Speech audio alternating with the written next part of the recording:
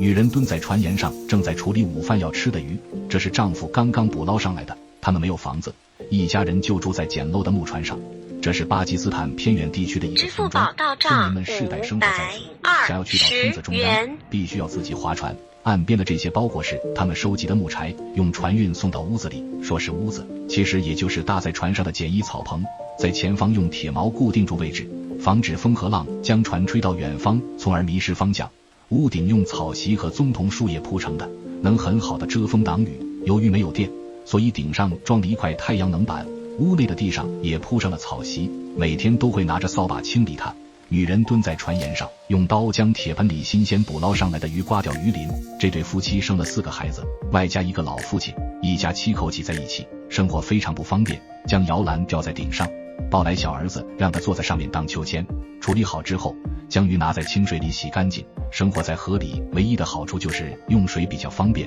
虽然河水看起来并不干净，但是一直这样生活倒也习惯了。炉灶是用一块铁片围成的，从外表灼烧的痕迹来看，这东西有一定的年头了。将已经凝固的油倒进锅里，将柴火折断塞进锅底，烧热后把鱼放进去，用铁铲稍微移动一下，防止粘在底部。油一定要多，这样油炸出来吃起来才会又香又脆。在没有下雨的时候，把墙壁上的防水布掀开，不仅能欣赏到远处的风景，让视野更加开阔，还能让草棚里不那么压抑。一段时间后，鱼的一边已经变焦，孩子躺在床上拿着手机正在看视频，难以置信这样破旧的生活环境中居然还有如此现代化的设备。光吃鱼可不行，还得搭配上用面粉做出来的主食，倒点清水，一只手反复搅拌混合，鱼肉变得金黄酥脆就可以了。盛起来放到一边，把锅拿下，将铁板放到灶台上，重新塞入柴火，用大火加热，把揉好的面团做成大饼放在铁板上，烤到面饼微微变色就可以了。